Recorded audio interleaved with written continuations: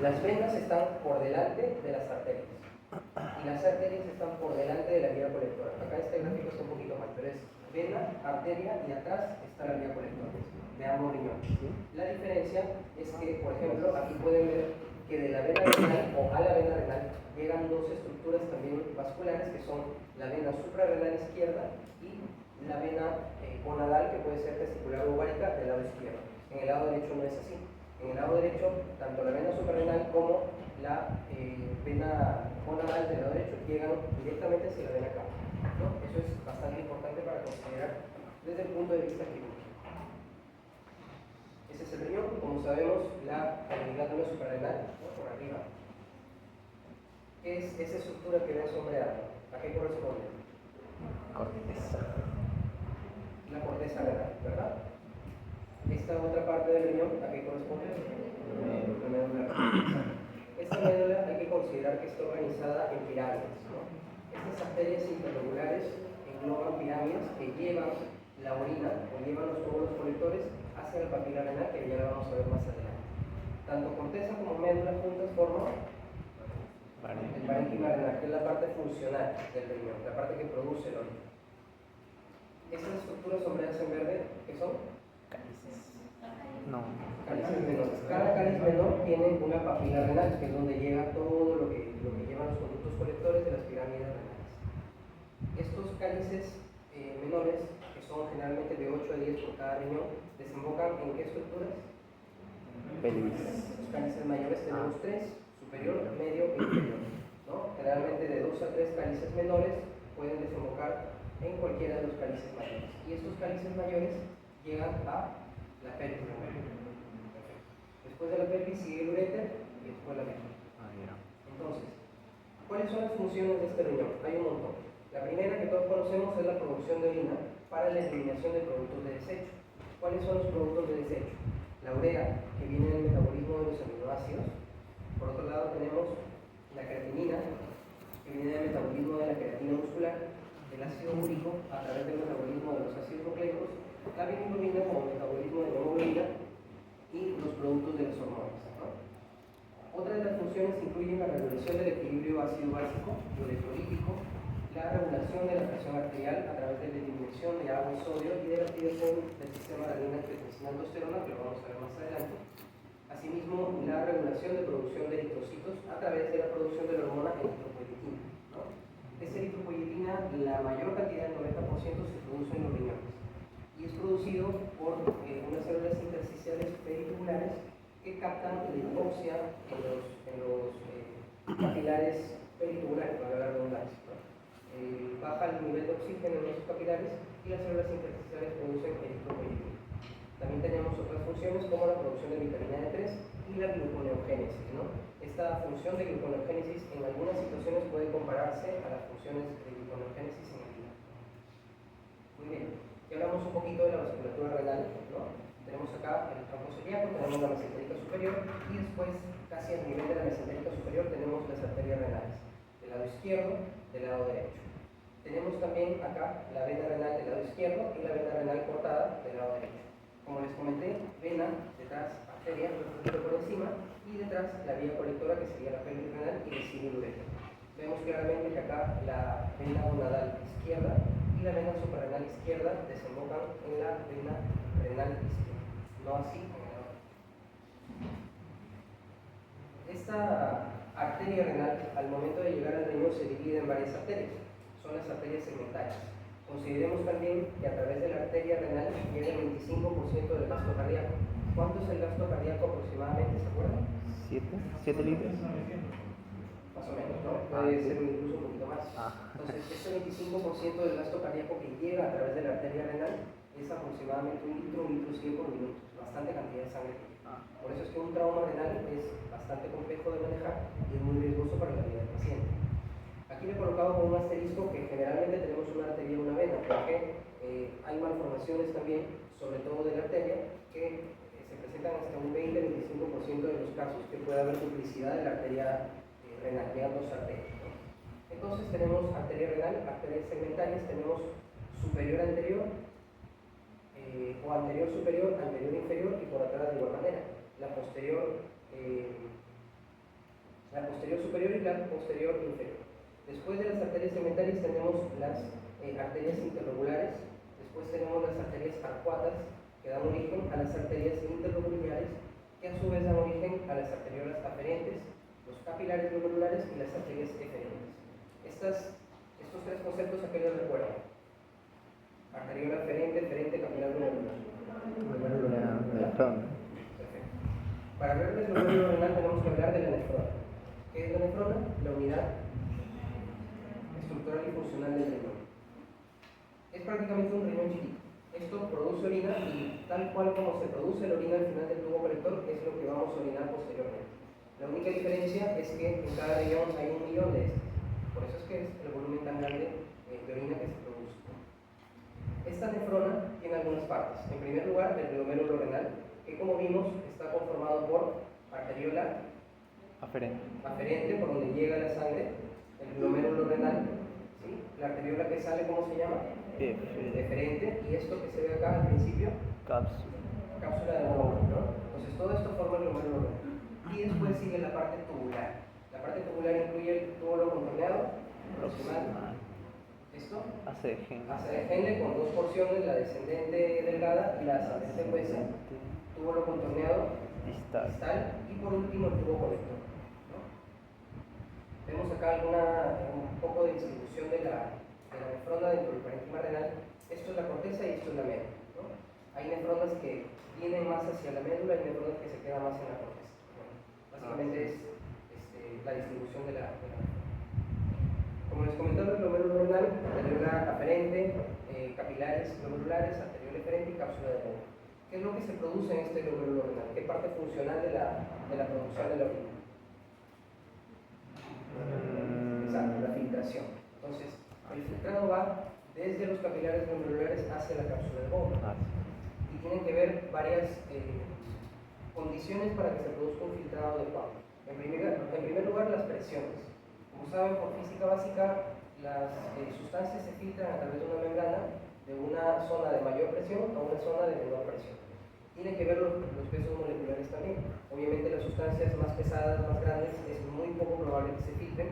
Y por último, las cargas, ¿no? Cuando evaluamos con fotografía electrónica el límite del capilar glomerular con la cápsula de Bowman, tenemos algo así. En primer lugar tenemos esto que es el vaso sanguíneo y la membrana que cubre las paredes por adentro, ¿cómo se llama? Membrana basal. Endotelio, ¿no? Que cubre las paredes internas del vaso sanguíneo de cualquiera. Entonces, la característica de este endotelio vascular de los capilares glomerulares es que tiene estos huequitos que se llaman fenestras. Se está fenestrando. Después de que las sustancias pasan estas fenestras, tienen contacto con esta estructura que está colorada en azul, que es la membrana basal. La membrana basal es una red de tejido conectivo, proteoglicanos, que permiten el paso de ciertas sustancias, sobre todo las de carga positiva. ¿Por qué? Porque la membrana basal tiene carga negativa. Eso es importante porque evita el pase de proteínas, ¿ya? Y de forma más externa, ya como parte de la cápsula de Bowman, tenemos estas estructuras que se llaman podocitos. Los podocitos presentan poros en hendidura, que son los espacios que están entre los brazos de cada uno de los podocitos y permiten el pase de sustancias menores de 70.000 dáctilos. Las sustancias que están entre 70 y 100.000 dáctilos pasan con dificultad, pero las que son menores de 70 no tienen ningún problema. Una vez que tenemos, ya claros estos conceptos, podemos tener en cuenta la presión hidrostática que llega en el capilar, ¿no? En el capilar glomerular tenemos aproximadamente una presión hidrostática de 60 milímetros de mercurio. Y esta presión tiene que vencer algunas otras presiones. La presión hidrostática que ya tenemos en la cápsula de Bowman es alrededor de 18 milímetros de mercurio. Y una vez que las sustancias se filtran hacia la cápsula de Bowman, esta región alberga una sangre que está un poco más concentrada. ¿Y qué es lo que se concentra? Si es que no pasan proteínas a través de la membrana basal, se concentran proteínas, lo que hace que aumente la presión coleidosmótica o oncótica, en este caso el capilar glomerular, y también tenemos una presión que se opone a la presión hidrostática de la arteriola aferente. ¿De cuánto es? De 32. Entonces, para poder sacar una presión de filtración adecuada, real, tenemos que restar estos 60 milímetros de mercurio a los otros dos valores de 32 y 18. Tenemos una presión de filtrado de 10 milímetros de mercurio. Con esa presión llega hacia la cápsula de Bowman, en este caso ultrafiltrado, ¿no? Este ultrafiltrado tenemos como volumen 125 mililitros por minuto. Si sacamos la cuenta de los minutos por los minutos que tiene el día, son 180 litros al día que llegan a la cápsula de Bowman. Imagínense el potencial de reabsorción que deben tener los túbulos en el riñón, en la nefrona, para poder lograr al final solamente 2 litros o 2 litros y medio de líquido, ¿no? De 180 litros bajamos a 2 litros y medio. Entonces, en situaciones normales, a través del glomérulo renal, ¿qué es lo que pasa normalmente? ¿Qué es lo que se filtra? ¿Qué es lo que llega hacia la cápsula de Bowman? Obviamente el agua, los electrolitos, aminoácidos, importante, glucosa, importante, y las sustancias de desecho que el cuerpo quiere eliminar: creatinina, urea y ácido úrico. ¿Qué es lo que no pasa? Lo que normalmente no deberíamos encontrar en la cápsula de Bowman y obviamente tampoco adelante. Las proteínas, ¿no? Ya hablamos de las cargas negativas de la membrana basal que no dejan pasar proteínas. Los eritrocitos, que son muy grandes y no deberían pasar. Si encontramos nosotros eritrocitos en orina, lo conversamos con sus compañeros con los que estuvimos temprano, hay una forma clínica, de laboratorio, de diferenciar si es que el problema es a nivel glomerular o el problema es urológico.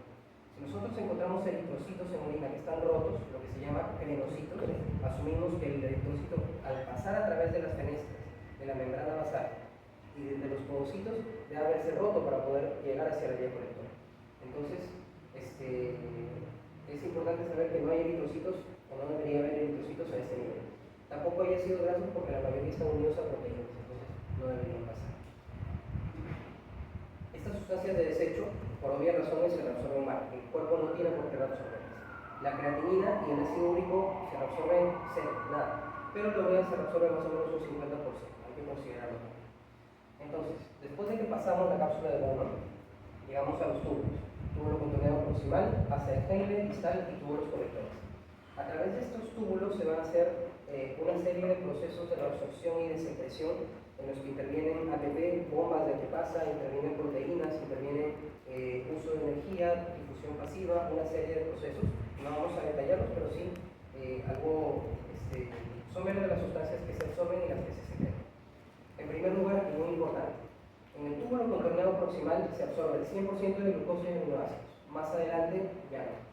Y también se reabsorbe la mayor cantidad de agua, la mayor cantidad de sodio, cloro, bicarbonato y potasio. ¿Sí? Eso es bastante importante. En el tubo contorneado, el sodio se comporta como transportador de la glucosa para poder lograr el 100% de la reabsorción. En cuanto a secreción, en el tubo contorneado proximal se secretan ácidos orgánicos, bases e iones de hidrógeno. Esta secreción de iones de hidrógeno, como vamos a ver más adelante, es más relevante en el túbulo contorneado distal y el tubo colector. Por otro lado, en el asa de Henle, en la rama descendente, tenemos reabsorción también de agua, de urea y de sodio. La parte de la secreción no es tan relevante, por eso no la menciono. Mientras que en el asa de Henle, en la rama ascendente gruesa, tenemos la reabsorción de más sodio, de cloro, de potasio, de bicarbonato, de calcio y también de magnesio. Mientras que tenemos un poquito más de secreción de iones hidrógeno. Cuando pasamos al tubo contorneado distal, vemos que hay también reabsorción de sodio, cloro, potasio, bicarbonato, calcio, magnesio, y también tenemos el efecto de la hormona antidiurética para la reabsorción de agua. Importante, pregunta de examen. Y también secreta potasio e hidrógeno en mayor medida que el túbulo contorneado proximal y el asa de Henle ascendente. Por último, tenemos el tubo colector, donde también tenemos secreción de hidrógeno, tenemos secreción de potasio, lo he colocado por acá, reabsorbe sodio, bicarbonato, cloro y reabsorbe el 25% de la urea y también reabsorbe agua con efecto de la hormona antidiurética. ¿No? ¿Quién secreta la hormona antidiurética? El hipotálamo. Hipotálamo. Hable fuerte, ¿no? Hipotálamo. Hipotálamo. Hipotálamo. Ajá. Pues vamos a ver que no secreta el hipotálamo. Les traje esta diapositiva para que algunas cosas queden un poquito más claras. Eso es importante porque es bastante útil para asociar un poquito los conceptos. Los diuréticos actúan a nivel de la nefrona, en diferentes niveles según su naturaleza, según su mecanismo de acción. Tenemos, por ejemplo, en el tubo contorneado proximal interviene la cetazolamida, que es un inhibidor de anidrasa carbónica. Esta cetazolamida reduce la reabsorción de bicarbonato de sodio, que jala agua también hacia el lumen del tubo contorneado proximal. En el asa de Henle tenemos los diuréticos de asa, hoy muy bien contestaron sus compañeros. Lo que hace es inhibir un simulador de sodio, potasio y dos cloros. O sea, inhibe este simulador de tal manera que hay más cantidad de sodio que no se reabsorbe en la luz del tubo, que eso jala agua también, hay más cantidad de cloro, pero hay menos cantidad de potasio. ¿Sí? Entonces, acá tenemos, por ejemplo, la furosemida, ¿no? Reduce la absorción de sodio y con ello la absorción de agua. En el tubo contorneado distal, tenemos la hidroclorotiazida como representante de las tiazidas, que inhiben un simulador de sodio y cloro, inhibiendo la reabsorción de cloruro de sodio y con eso también la reabsorción de agua. Hay más cantidad de cloruro de sodio y agua a nivel del tubo contorneado distal. Tenemos en el tubo colector antagonistas de receptores de mineralocorticoides, espironolactona, por ejemplo. ¿Qué tipo de diurético es la espironolactona? Ahorrador de potasio. Ahorrador de potasio, exacto. ¿Por qué? Porque bloquea la reabsorción de agua y sodio, pero también la secreción de potasio, ¿no? Entonces no hay potasio en el tubo colector que llegue hacia el lumen y de esa manera tenemos más cantidad de potasio a nivel de los vasos sanguíneos, a diferencia de la furosemida que también bloquea los canales de potasio. Y en estos dos, en el tubo contorneado distal y el tubo contorneado y el tubo colector, tenemos también la acción de los inhibidores de canales epiteliales de sodio como el amiloide y el guanidino, ¿no? Entonces, importante más o menos para tenerlo claro. Otra de los puntos que tenemos que tratar cuando hablamos de la fisiología renal es el sistema renina-angiotensina-aldosterona. Y para ello tenemos que hablar de esta estructura, que es el glomérulo renal junto con una parte del túbulo contorneado distal y una porción de células que se llaman mácula densa y células mesangiales extraglomerulares y extraglomerulares. ¿Cómo se le llama esto? Aparato extraglomerular. Extraglomerular, exacto. Entonces, los gráficos que hemos estado usando hasta ahorita han sido más que nada didácticos, pero en realidad este túbulo contorneado distal tiene una relación directa con el glomérulo renal. Por eso es que acá vemos esta estructura. Esto es el túbulo contorneado distal. Hay células cilíndricas que son modificadas de la mácula densa que se encargan de detectar los cambios en la concentración de agua y sodio. Si esta mácula densa detecta que tenemos poca agua y poco sodio, más o menos asume que tenemos una depresión de volumen. Entonces, aparte de la mácula densa, también tenemos acción sobre los mismos capilares.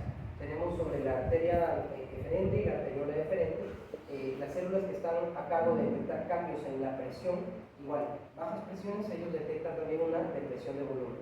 Y de esa manera las células extraglomerulares secretan renina. El angiotensinógeno que se forma en el hígado es una sustancia que no es activa. Se activa a través de la renina, formando la angiotensina 1. Esta angiotensina 1 también es una sustancia inactiva y necesita de la enzima convertidora de angiotensina, que gran parte se produce en los pulmones, pero hay otra parte que se produce también en los capilares, en los túbulos del glomérulo renal. Entonces, al activarse la angiotensina, tenemos la angiotensina 2 que tiene básicamente tres órganos donde va a hacer su efecto. En primer lugar, las arteriolas, ¿no? Provocando directamente una vasoconstricción. En segundo lugar, tenemos la hipófisis. ¿que produce qué? ADH. ¿Qué parte de la hipófisis produce ADH? Posterior. La neohipófisis, exacto. Entonces, el tercer órgano es la glándula suprarrenal, específicamente la zona glomerular que produce mineralocorticoides, específicamente la aldosterona. Entonces, acá tenemos el sistema renina, angiotensina y aldosterona, que todo esto tiene el fundamento de subir la presión. Recordemos que esta DH tiene acción sobre el túbulo contorneado distal y el tubo colector. El aumento de la presión arterial provoca que ya la mácula densa no se estimule por la pérdida de sodio y de agua, ni tampoco las arteriolas con la baja de presión. De tal manera que tenemos un feedback negativo que reduce la producción de renina y todo regresa a la normalidad, ¿no? Eso es básicamente. Después de que la orina se forma, pasa por el tubo colector, llega a través de la papila renal hacia los cálices menores, pasa a los mayores, pasa a la pelvis renal y al uréter, no va a haber ninguna modificación en la orina. Entonces, después de la evaluación anatómica y fisiológica un poquito del riñón, llegamos al uréter. El uréter son dos estructuras tubulares que salen de cada riñón, conectan la pelvis renal con la vejiga, miden más o menos 25 a 30 centímetros de diámetro, de largo, y el diámetro es variable, ¿no? Estos 4 milímetros que les he colocado, después les voy a explicar por qué.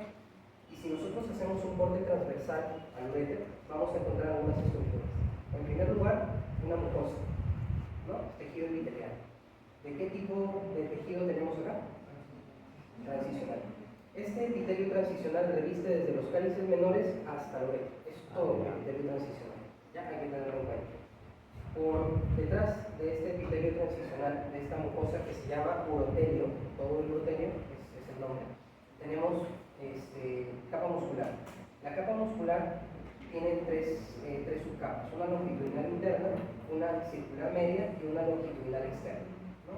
Y después de eso tenemos una capa adventicia de tejido conjuntivo por donde van a discurrir todos los vasos sanguíneos que irrigan el uréter. El uréter es irrigado por diversas arterias que salen desde la arteria renal, la arteria aorta, las ilíacas, y tienen una red bastante curiosa de irrigación. No es una sola arteria como otros órganos, ¿no? El uréter se divide en algunas porciones: porción superior o porción proximal, porción media y porción inferior. ¿Cuáles son los límites? Este estudio que ustedes ven es una pilografía intravenosa. Se coloca contraste iodado en la vena y se espera un tiempo para que el contraste pueda ser filtrado por los riñones, y de esa manera se puede dibujar toda la vía colectora de la vía urinaria. Entonces, en esta imagen podemos ver que el límite superior para determinar las porciones del uréter es la articulación sacroiliaca. ¿Sí? La articulación sacroiliaca define el uréter proximal. Toda la sombra del sacro con el uréter es el uréter medio, mientras que la articulación sacroiliaca inferior hasta la unión del uréter con la vejiga es el uréter distal. ¿Sí? También dentro del uréter tenemos algunas estrecheces que son completamente anatómicas, completamente fisiológicas. Estas estrecheces son tres. En la unión ureteroquélica, donde termina la pelvis renal y comienza el uréter, tenemos una estrechez. Tenemos también una estrechez más o menos a nivel de L1 y L2, donde cruzan los vasos ilíacos, tenemos otra estrechez. Y tenemos la última, que es la más estrecha, para la redundancia, que es la unión ureterovesical. No sé si se aprecia en la imagen, pero hay una porción intramural del uréter que atraviesa la capa muscular de la vejiga. Esta zona es la que es más estrecha y la que, como les comentaba anteriormente, puede llegar a tener apenas 4 milímetros. ¿Por qué es importante conocer estos detalles? Porque si, como vemos en la imagen, tenemos que se produce un cálculo a nivel del riñón y el cálculo cae hacia la vía urinaria, este paciente que llega con los cálculos va a tener probablemente 3 episodios de pólipos si es que el cálculo logra pasar. Uno cuando el cálculo pasa desde la pelvis renal hacia el uréter, otro a nivel de los vasos ilíacos y otro a nivel del unión ureterovesical. Es diferente el tratamiento, es que es una imagen tomográfica con un corte axial, donde podemos ver un cálculo más o menos de 3 o 4 milímetros que está en unión ureterovesical. Es muy fácil que salga de forma espontánea por el tamaño que tiene, pero es diferente a un escenario como este, ¿no? Este paciente lo operamos la semana pasada, bastante complicado, mucha carga litiásica que había acá. La pregunta es cómo ha llegado esta piedra hasta acá, pero bueno, son casos que a veces se presentan. Una vez que la orina sale de la vejiga, llega hacia el uréter. Sale del uréter y llega a la vejiga. La vejiga es un órgano hueco que almacena la orina. La capacidad es variable según el peso, según la edad de los pacientes, pero ronda más o menos en un adulto de más de 70 kilos, 300 a 500 centímetros. Sus relaciones varían también según el sexo. Si tenemos una paciente femenina, como podemos imaginar, la relación de la vejiga hacia atrás es con... ¿Qué es esto? El útero, ¿qué es esto? La vagina. Y hacia arriba con el repliegue peritoneal anterior, ¿no? Mientras que en el varón tenemos otras relaciones como... ¿qué es esto? Próstata. Vesículas seminales. Vesículas seminales, tenemos Ah, la próstata por abajo. ahí. Más atrás tenemos el recto, hay una porción también de la vejiga que se comunica con el recto por acá. Y por arriba el peritoneo, ¿no? Hacia adelante, tanto varones como mujeres, tenemos la síntesis de pubis que limita la vejiga, ¿no? Muy bien. La vejiga también está revestida por un epitelio de transición que también se llama urotelio. Es un epitelio que tiene aproximadamente 8 capas de células, ¿no? Y por debajo de este urotelio también tenemos capa muscular. ¿Cómo se llama el músculo de la vejiga? Detrusor. Perfecto. ¿Cuáles son las partes de la vejiga? Hay muchas formas de clasificar, yo les he traído esta. Tenemos cúpula, tenemos fondo, tenemos trígono, tenemos cuello y tenemos paredes laterales que no se lo coloqué aquí en el esquema. Muy bien. ¿Qué es importante de esta vejiga? como les comentaba, como contestaron acá, el músculo detrusor es una estructura que tiene movimiento. Entonces, cuando nosotros evaluamos la micción, es importante saber que la vejiga tiene una triple inervación. En primer lugar, la parte autónoma, parasimpático y simpático, y también la parte somática. ¿Ya? Tenemos acá que a través del plexo sacro salen los nervios pudendos, que son de la inervación simpática, y tiene también fibras sensitivas. Estas fibras sensitivas se encargan de captar la cantidad de orina que tiene la vejiga para poder llevar las señales hacia el sistema nervioso central y que nosotros sepamos que tenemos que buscar un baño. ¿Sí? Por otro lado, tenemos también que del plexo sacro sale el nervio pudendo, que es el motor somático. Este nervio pudendo llega hacia el esfínter externo, que es lo que les permite a ustedes no ir corriendo al baño ahorita, sino estar contrayéndolo para dominarse. ¿Sí? Y también tiene algunas fibras sobre el cuello de vejiga que ya vamos a ver posteriormente. También tenemos que, sobre todo a nivel de L2, salen unas fibras del nervio hipogástrico, que son las fibras simpáticas. Estas fibras simpáticas están relacionadas, como podemos ver en el gráfico de la derecha, con algunos receptores que se llaman beta 3. En la mucosa tenemos receptores, en el músculo detrusor tenemos receptores muscarínicos M3 y M2 que se encargan de responder al estímulo parasimpático, receptores beta, específicamente beta 3, que se encargan de responder a la estimulación simpática, y a nivel del cuello de vejiga, incluso en la próstata y el esfínter, tenemos receptores alfa que se encargan de responder al estímulo simpático. ¿Por qué es importante todo esto? Primero, porque hay medicamentos que se orientan a bloquear estos receptores. ¿Cuáles son estos medicamentos? Por ejemplo, los anticolinérgicos. Bloquean los receptores muscarínicos M3 y M2. ¿Qué tenemos en el mercado? Oxybutinina, solifenacina, tolterodina, entre otros. Tenemos medicamentos también que son betamiméticos, o sea, se encargan de estimular la función de estos receptores beta 3 de tal manera que estimulamos también el sistema simpático sobre la vejiga. ¿De qué se encarga el parasimpático? De contracciones del detrusor. Si nosotros bloqueamos con los anticolinérgicos, ya no va a haber contracciones. Esas contracciones se reflejan clínicamente en las ganas de orinar, ¿sí? En la urgencia miccional, en levantarse en la noche a orinar, todo eso. Y por último tenemos pues que los receptores alfa podemos bloquearlos con los alfa-bloqueantes, tamsulosina, oxazosina, terazosina, silodoxina, entre otros. Como les comentaba, la micción, estas es más o menos las bases fisiológicas, pero clínicamente tenemos dos fases. La fase de llenado, que es el tiempo que demora la vejiga en que llegue la orina y pueda ocasionar una sensación de micción, y la fase de vaciamiento, que es la micción propiamente dicha, la expulsión de la orina de la vejiga. En esta fase de llenado, la vejiga está relajada mientras la orina se acumula. Hay un término que debemos considerar también, que es el compliance vesical. El compliance es la capacidad que tiene la vejiga para poder extenderse ante los estímulos de volumen.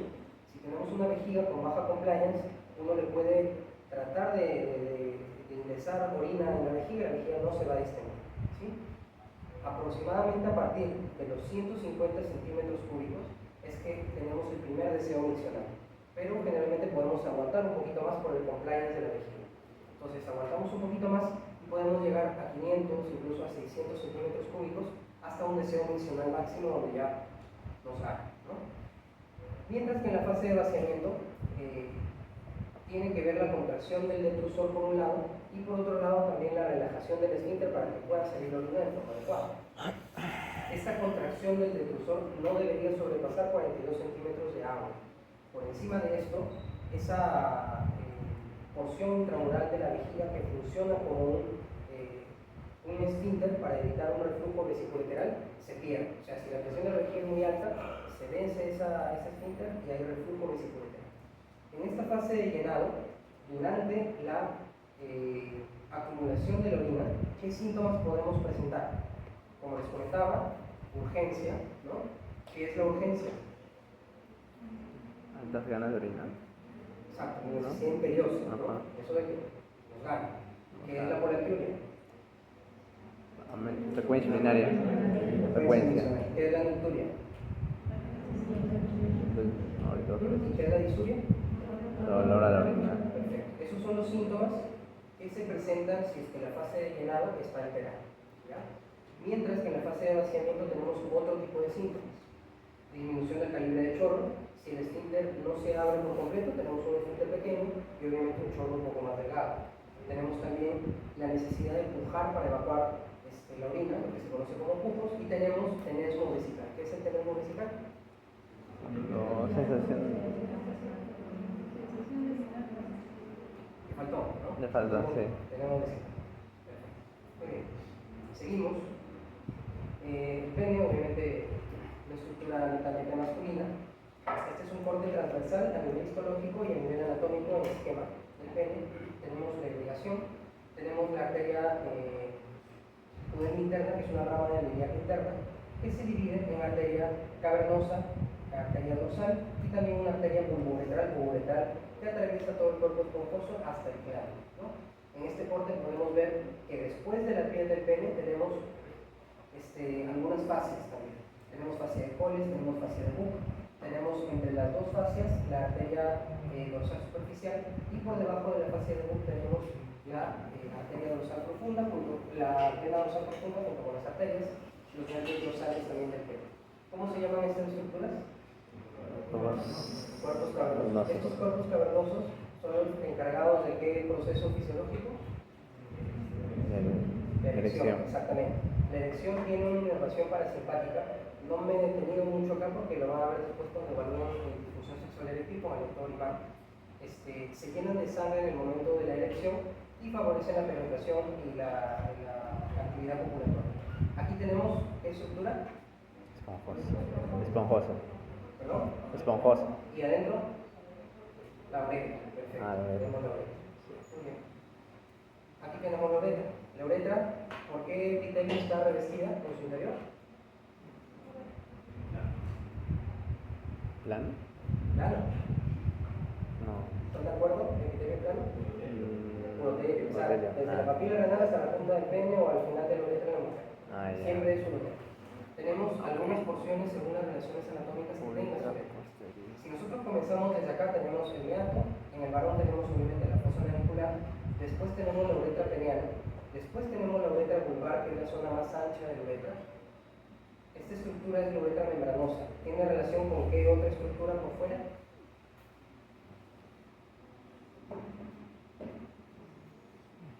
Acá, con el esfínter externo. ¿Sí? El esfínter externo rodea la uretra membranosa. ¿Ya? Y después, más proximal, tenemos la uretra prostática, que obviamente se relaciona con la próstata, y después el cuello de vejiga, ¿no?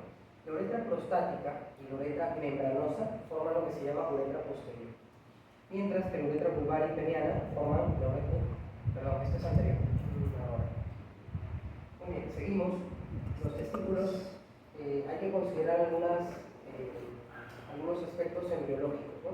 A partir de la séptima semana de gestación, más o menos, de que tenemos nosotros el intrauterino, se van formando los testículos, ¿no? Antes del nacimiento, más o menos a partir de la semana 32, los testículos comienzan un proceso de descenso, ¿no? El descenso es hacia la bolsa escrotal. Y ese descenso se hace a través de qué estructura, es un canal? Inguinal. Longitudinal, canal inguinal, exacto. Entonces, desde las 32 semanas comienza el descenso, pero número uno puede ser que no llegue a descender por completo hasta el momento del nacimiento. Entonces existe una patología que se llama testículo no descendido, criptoquide, exacto. Entonces la criptoquide es que faltó bajar el testículo, ¿no? ¿Cuánto esperamos para permitir un descenso espontáneo del testículo? Aproximadamente 6 meses, ¿alguien más? Lo recomendable es operar los testículos no descendidos antes del año y medio. ¿Por qué? ¿Alguien sabe por qué? ¿Perdón? ¿Por qué? ¿Cáncer? ¿Cáncer dónde? ¿Un testículo? Cáncer en el testículo. Las condiciones en las que está el testículo alojado en la bolsa escrotal son diferentes a la del testículo abdominal o el testículo que está en el canal inguinal. Entonces eso genera algunos cambios a nivel del ADN de las células testiculares y puede producir efectivamente tumor testicular. Si nosotros descendemos el testículo de forma quirúrgica antes del año y medio, la posibilidad de desarrollo de tumor testicular en ese testículo es el mismo que de un testículo que haya descendido de forma fisiológica completa. Hay que tenerlo bastante en cuenta. Al momento de que desciende el testículo, arrastra consigo bastantes estructuras intraabdominales, de tal manera que se presentan varias capas en el testículo. Por fuera tenemos la piel, después ¿qué tenemos? Fascia. El dartos, después tenemos fascia espermática externa, después tenemos cremaster, después tenemos fase espermática interna, después tenemos Lámina parietal. la vaginal. La túnica vaginal tiene dos Túnica partes, vaginal. ¿no? Como igualito que el peritoneo, que tiene dos partes, una interna y una externa. ¿Cuáles son? La parietal y la visceral, ¿no? Exacto, igualito acá. Tenemos una parte parietal y la parte visceral de la túnica vaginal, ¿sí? Dentro de esta túnica vaginal está el testículo y la parte más externa, ¿cómo se llama? Túnica albuginea. ¿Sí? Túnica albuginea. Túnica albuginea es testículo, si no es escroto. Túnica vaginal es el escroto todavía. Esta túnica vaginal, como les digo, es un repliegue prácticamente del peritoneo que trae consigo el testículo al momento del descenso. Entonces, pueden producirse también algunas patologías que tienen relación con que el conducto peritoneo vaginal se mantenga todavía abierto. ¿Cómo se llama esa patología? ¿Hernia? ¿Sí? ¿Hernia? ¿Qué otra patología? Urológica, pues, varicocele, hidrocele.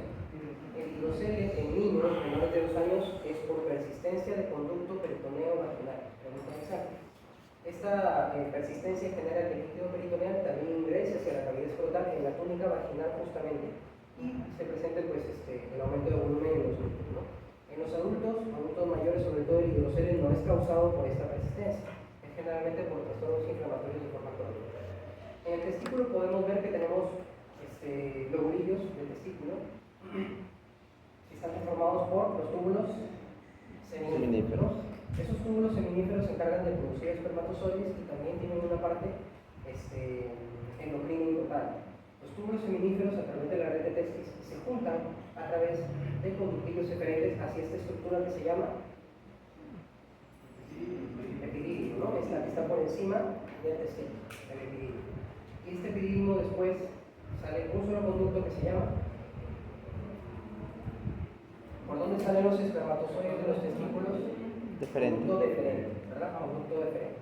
Este conducto deferente pasa también a través del canal inguinal y llega hacia la parte posterior de la próstata y se transforma en los conductos eyaculadores junto con los conductos seminales para llegar a la uretra en el momento de la eyaculación. Todos los espermatozoides salen, ¿no? Muy bien. Si hacemos un corte transversal a los túbulos seminíferos, podemos ver esta estructura tubular, obviamente. Y tenemos en este esquema la presencia de células de Sertoli. Las células de Sertoli se encargan de dar soporte a las células germinales para la producción de espermatozoides, ¿no? Secretan hormona antimuleriana, secretan hormona inhibida y forman la barrera hematotesticular. Por otro lado, también tenemos, son estimuladas por la FSH. Por otro lado, tenemos las células de Leydig. Estas son las células que se encargan de la secreción de testosterona, ¿no? Son estimuladas por la hormona luteinizante. Bueno, eso es básicamente la primera parte de la exposición. Estamos aquí. ¿Preguntas?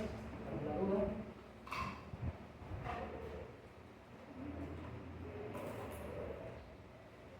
¿Algo que no haya quedado claro? Oh, claro, doctor. ¿Todo claro? Sí. Vamos a hacer una hoja. La segunda parte tiene que ver con la historia clínica y los exámenes auxiliares. ¿Sí? Muy bien. Cuando comenzamos la entrevista con los pacientes, esto es importante para cualquier tipo de especialidad. Los datos de filiación de los pacientes. El nombre, la edad de los pacientes, ¿no? ¿Por qué creen que es importante la edad en los pacientes urológicos? Y para cualquier paciente en general. Primero porque hay algunos tumores que se relacionan con la edad, tienen cierta variabilidad en cuanto a la etiología y en cuanto a la epidemiología también de estos tumores. El género también es importante. El tumor de uretra es más frecuente en mujeres. Se lo pongo como un datito porque el resto de los tumores urológicos son más frecuentes en varones. Por ejemplo, si nosotros seguimos conversando un poquito sobre la edad, el tumor de Willis es una enfermedad tumoral que se presenta de 2 hasta 3 años. Tanto es así que si nosotros tenemos un niño de menos de 1 año con una masa abdominal y un tumor ya evaluado con ecografía, con tomografía, dependiente de riñón, no podemos sospechar de un tumor de Willis, sino sospechamos de otra estima histológica de tumor. Por eso es importante. De igual manera, los tumores testiculares son frecuentes en la segunda y la tercera década de la vida.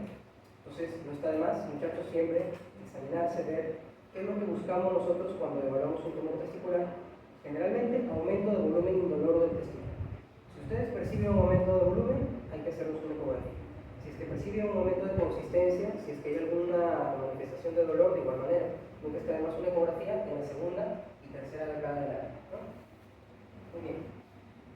La ocupación en los pacientes también es muy importante. Hay tumores que tienen muchos factores de riesgo, sobre todo, tenemos como representante en la parte biológica el tumor de vejiga. El tabaquismo es el principal factor de riesgo para el desarrollo del tumor de vejiga. ¿Conocen algún otro factor de riesgo para tumor de vejiga?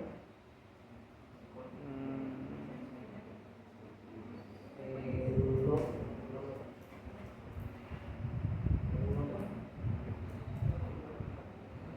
Hay sustancias químicas que están presentes desde el punto de vista ocupacional en las fábricas de pintura, fábricas que procesan derivados del petróleo, que son aminas aromáticas.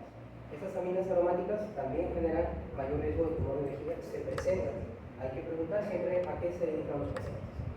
Y por último también tiene mucho que ver con el tumor de vejiga, la procedencia de los pacientes, ¿no? Hay un parásito que se llama esquizosoma hematorio, que está de forma endémica en Egipto. Entonces, si el paciente se echó un viajecito por ahí por África, regresó, es probable que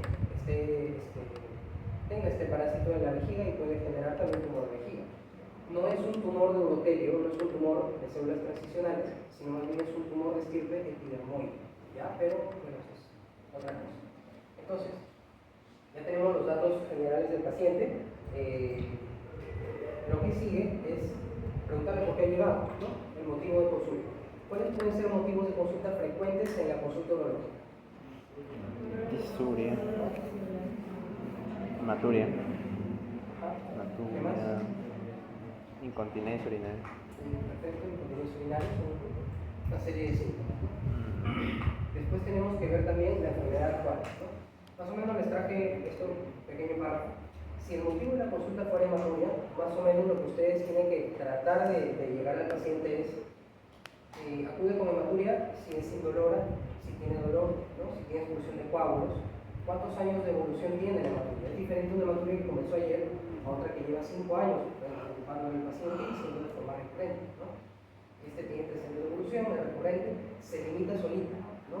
Hay expulsión de coágulos alargados. Porque es importante el tipo de coágulos que se bota, que expulsa el paciente en una hematuria. ¿Por qué creen ustedes que es diferente un coágulo largo a un coágulo redondito pequeño? Para saber de dónde proviene. Exactamente. Es diferente una hematuria a expensas de un tumor renal, por ejemplo. Si el tumor renal sangra, esa sangre viene por los cálices menores, cálices mayores, período renal y ureter. Al momento de pasar a través del ureter, se alarga, se hace como un fideíto. Entonces, si el paciente te dice, doctor, estoy orinando fideos como coágulos, uno sospecha más o menos que por ahí podría venir la causa del sangrado.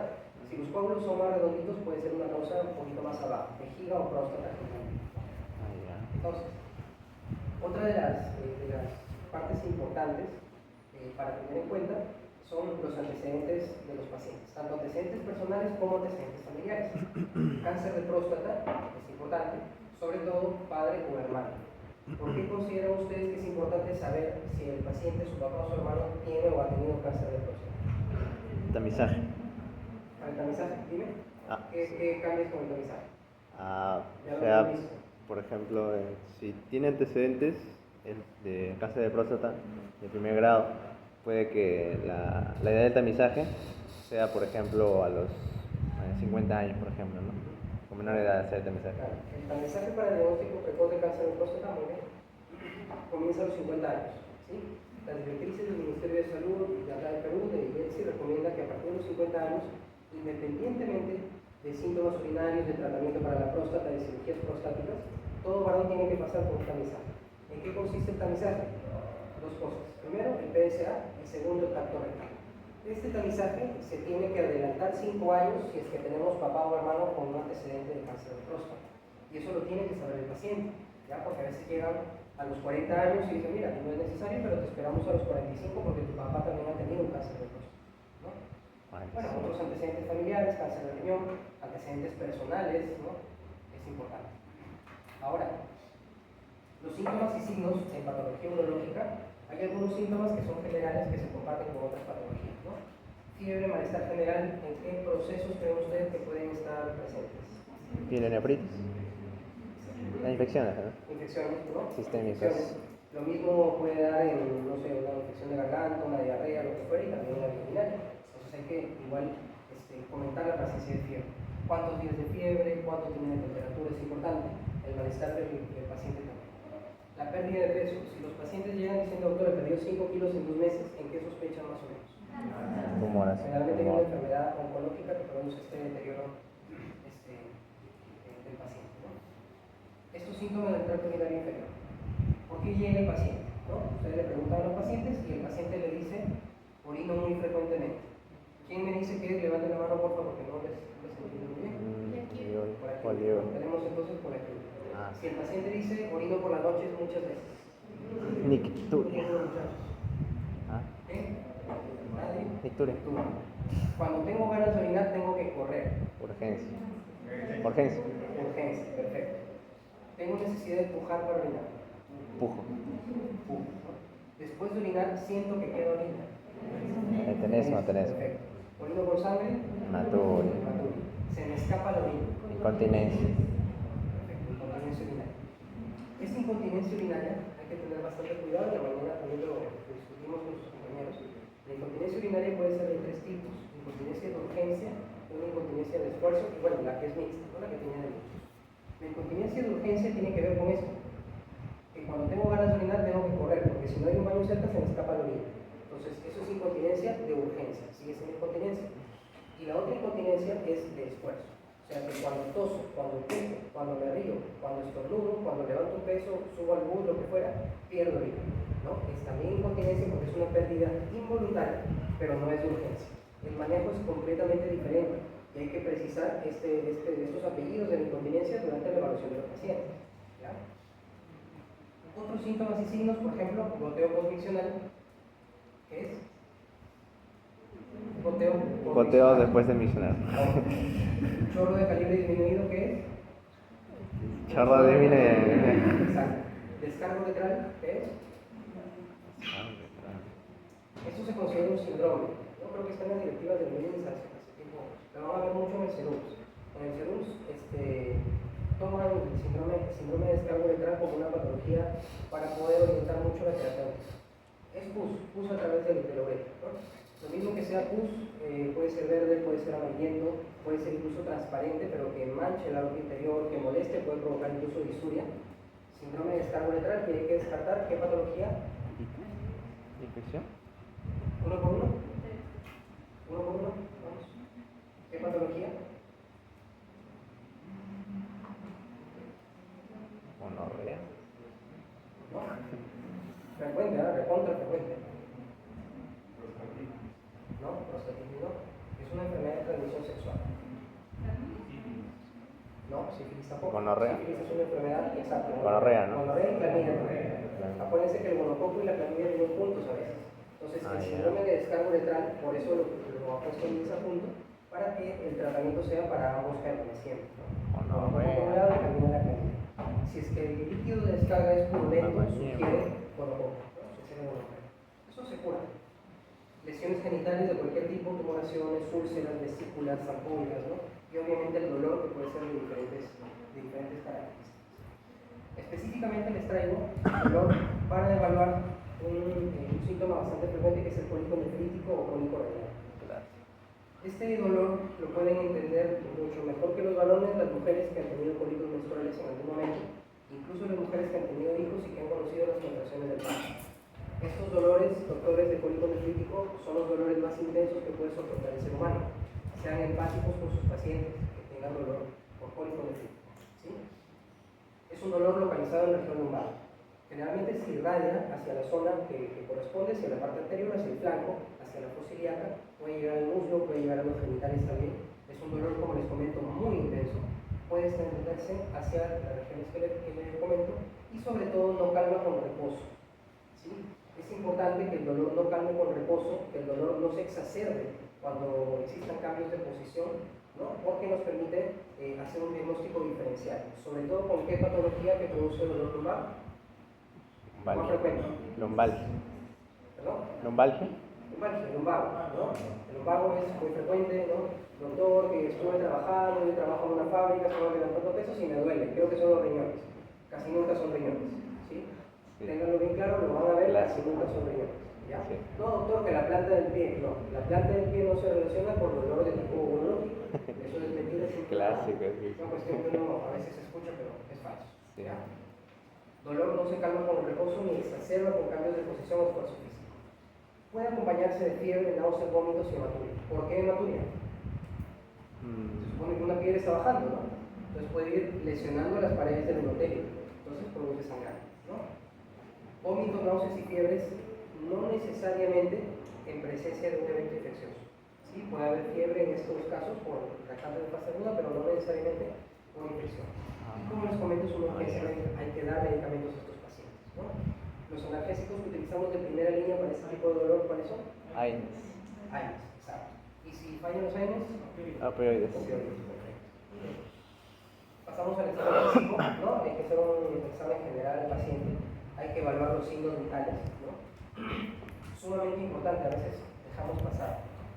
Yo he tenido un paciente, doctores, que una hematuria se me ha chocado, o sea, tenía que llevarlo a shock trauma en camilla corriendo porque si no se moría el paciente. Y hay que tener bastante en cuenta los signos vitales. Incluso he visto epistaxis también, chocarse, pues imagínense, con un sangrado por la cabeza. Hay que buscar edemas en el tejido celular subcutáneo. Como causa urológica de edemas tenemos pues una insuficiencia cardíaca, renal severa, ¿no? Cosas así. Tenemos que ver cicatrices en los pacientes. Este paciente lo íbamos a operar hace como 2 o 3 meses, una foto. Una cirugía para cálculos renales, una nefroitoxia percutánea. Y le pregunto a los residentes por los antecedentes y me dicen que ninguno. Cuando estamos ahí, tiene esta cicatriz. Esta es una cicatriz de una cirugía anatrófica del riñón que espero que ustedes nunca vean. Se usaba mucho antes, yo nunca la he visto y no quiero verla tampoco. Que consiste en ingresar hacia el retroperitoneo y partir el riñón en la mitad para sacar una piedra. Se vuelve a cerrar como una palca, se cierra, se ponen los puntos, bueno, se cierra, ¿no? Eso se hacía mucho antes, ya no se hace. Pero entenderán que la anatomía renal a la que nos enfrentamos con este tipo de antecedentes no es la misma a la que uno planifica antes de la intervención. Los antecedentes quirúrgicos, las cicatrices en el abdomen son muy importantes. A veces el tipo de cicatriz que tiene el paciente que uno puede ver te orienta mucho sobre el antecedente porque son adultos mayores, son personas con algún déficit cognitivo y no te pueden informar, pero tú ves una cicatriz de cierto tipo y te orienta mucho sobre lo que te espera posteriormente, ¿no? ¿Qué otras cosas nosotros podemos identificar si tenemos, por ejemplo, una masa abdominal? Esto es importante, lo van a ver posteriormente cuando vean tumor renal. La triada clásica de tumor renal, hematuria, dolor abdominal y masa palpable. Esa triada clásica ya no se ve actualmente, porque los tumores renales ya no se detectan con examen físico, afortunadamente, porque cuando el paciente llegaba en estas condiciones ya el tumor estaba completamente avanzado y ya prácticamente sentenciado el paciente. El 65-70% de los tumores renales se detectan ahora como ¿resonancia? exacto, ¿no? Que no, porque tuvo un dolor, me hicieron una tomografía, una ecografía y detectaron el tumor renal, ¿no? Bien. También tenemos que ver en urología la presencia de globo vesical, ¿no? Una tumoración, aumento de volumen, intraumbilical, ¿no? Produce dolor, el paciente obviamente te dice que no puede dormir, ¿no? Básicamente. El examen físico depende mucho del motivo de consulta, ¿no? O sea, si llega un paciente de 35 años con un dolor lumbar, no le voy a proponer hacer un tacto rectal, ¿no? De todas maneras. Puede incluir también evaluación de genitales externos. Vemos acá la presencia de una tumoración, esto es un cáncer de pene, hay una vuelta que dar, ¿no? Tenemos que hacer una biopsia y posteriormente manejo químico. ¿Qué es esto? Uno, levanten por favor. Es un inocente, pero ¿qué está haciendo acá el colega? ¿Cómo se llama esta prueba que hace? Claro, pero ¿cómo se llama esto? Transiluminación escleral. Creo que por acá está. Ah, no, no está. Aquí está, transiluminación escleral. Entonces se le coloca una fuente de luz y se ve esto, ¿no? Si transilumina, todo esto es de naturaleza líquida y se sospecha sobre todo un niño, ¿no? Que es un inocente, ¿no? Pero si esto no transiluminara, ¿en qué sospechábamos? Dijeron por ahí un diagnóstico también diferencial de la resistencia de conducto peritoneal marginal. Allá. Puede ser pipa, puede ser hernia, ¿no? Si es una hernia, eso no transilumina. Si es un tumor, eso no transilumina. Entonces, es importante para definir la presencia de hidrocele en los picos. Cuando nosotros evaluamos genitales externos, aparte de la inspección, aparte de la transiluminación, es importante el signo de Prem. ¿Alguien se acuerda en qué consiste el signo de Prem? ¿No? Okay. El signo de Prem es parte del examen físico y es relevante cuando nosotros tenemos un síndrome de dolor testicular. Cuando hay dolor testicular puede ser una serie de cosas, ¿no? Díganme, ¿algún diagnóstico diferencial de dolor testicular? Torsión. Torsión, ¿qué más? Orco. Nada más. Orcoepidemitis. ¿Qué más? Orquiepidemitis. ¿Qué más? ¿Qué más? Tumores, varicocele, ¿no? El varicocele duele también. Hay hidroceles que duelen también, que son muy grandes, ¿no? Entonces, cuando nosotros tenemos un dolor testicular, aplicamos la maniobra o signo de Prem. ¿Cuál es esa maniobra? Si tenemos un dolor testicular, por ejemplo, del lado derecho, los testículos se palpan siempre con el paciente de pie, no se acuesta el paciente. Entonces, lo que se hace es levantar el testículo, se levanta. Si el testículo, al momento de levantarlo, baja la intensidad de dolor, es una maniobra de Prem o un signo de Prem positivo. ¿Cuándo es positivo? ¿En qué diagnóstico? La orquiepidemitis te produce un signo de Prem positivo que consiste en el alivio del dolor al momento de levantar el escroto del testículo, ¿no? Si nosotros levantamos y le duele más o menos vamos descartando la orquiepidemitis, ¿no? Podemos ir incluso con una torsión testicular como posibilidad de diagnóstico. Lesiones en los genitales, ¿no? Como vimos, la consistencia, la presencia de nódulos, el aumento de volumen. Recuerden que el aumento de volumen testicular sin dolor es tumor hasta que se demuestre lo contrario, ¿ya? Y también es importante incluir una evaluación ganglionar. Los tumores a nivel de los genitales, ¿no? Tumores de pene, tumores de testículo, no, tumores de pene, producen compromiso ganglionar inguinal, ¿no? Inguinal superficial primero y luego un poquito más profundo, que obviamente no se puede palpar, pero sí se pueden palpar los ganglios inguinales también en cáncer de pene, ¿sí? Eso es importante. ¿En qué otras patologías urológicas genitales podemos tener compromiso ganglionar inguinal?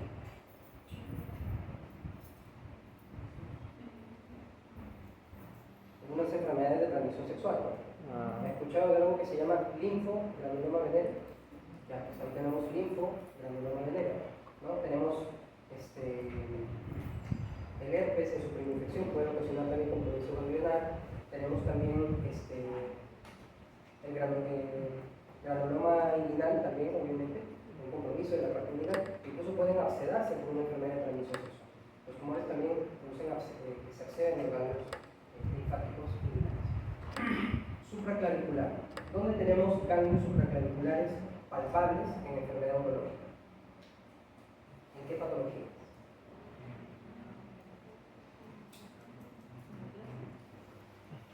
Tumor de testículo. ¿Sí?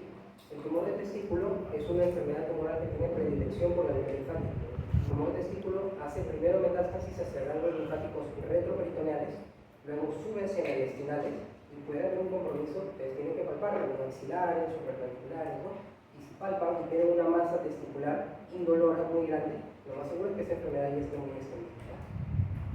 A veces lo dejamos pasar incluso nosotros, ¿no? Uno de los síntomas más frecuentes, ya hemos hablado un poquito, es de hematuria, ¿no? Puede corresponder, como quedamos, desde infecciones, una cistitis puede producir hematuria, cistitis intersticial, cistitis actínica. ¿Saben qué es la cistitis actínica? ¿No? Es una inflamación de la vejiga producida por radiación. Es bastante frecuente. Pacientes, obviamente mujeres, sometidas a radioterapia por cáncer de cuello uterino, llegan con cistitis actínica, llegan con hematuria nebulizante. Una vez me acuerdo que hemos tenido que hacer cistectomía, sacar la vejiga porque no había forma de controlar el sangrado en esta paciente. Entonces, infecciones urinarias, cistitis actínica, patología liquésica, patología tumoral. Tumor de riñón, tumor en el tracto uterino superior, tumor en el uterino inferior, tumor de vejiga, tumor de próstata, ¿no? Puede venir con dolor o sin dolor, ¿no? Puede tener coágulos o puede no tener coágulos. Y es muy variable, ¿no? Esta es una hematuria relativamente leve, a diferencia de la primera diapositiva que les presenté. Una hematuria bastante severa. Ya hablamos un poquito del tacto rectal. No se le ofrece a todos los pacientes y hay que tener en cuenta que tenemos que preguntar al paciente si podemos hacerlo. Si el paciente se niega, como a cualquier parte del examen físico, no se le hace el tacto rectal. Esto, específicamente el tacto rectal, es relevante por cuestiones legales, incluso hay que tener bastante cuidado. Se recomienda de 50 hasta los 75 años. Recuerden que desde los 45, si tenemos ¿qué antecedente?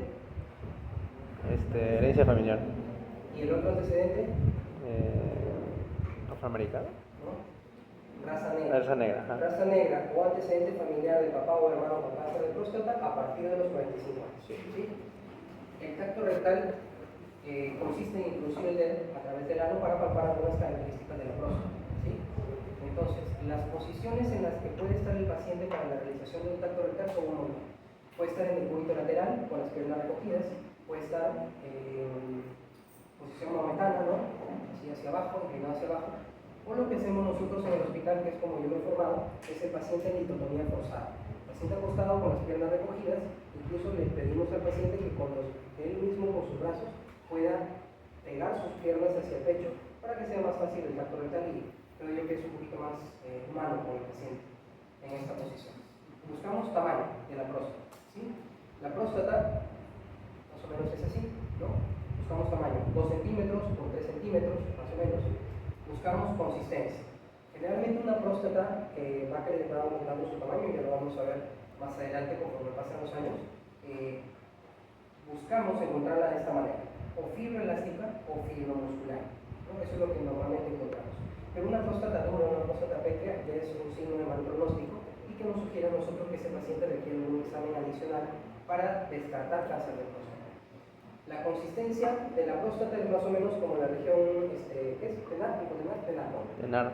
Ya, pueden tocarlo, es así más o menos la próstata que uno espera encontrar, o como la punta de la nariz. Esto es fibroelástico y esto es fibromuscular.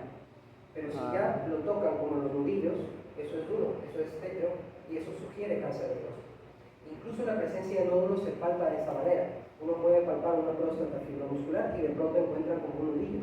Lo puede describir de qué tamaño es ese aumento de consistencia, ese nódulo y todo eso, ¿no?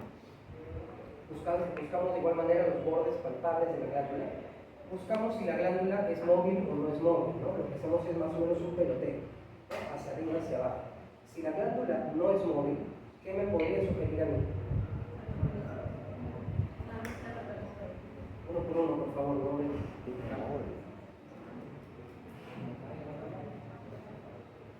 Si tenemos, por ejemplo, un tumor en la próstata que ya está adherido hacia planos profundos, hacia vejiga, por adelante, si está comprometiendo las vesículas seminales, eso no se mueve, eso está fijo. Entonces, es importante también buscar la movilidad.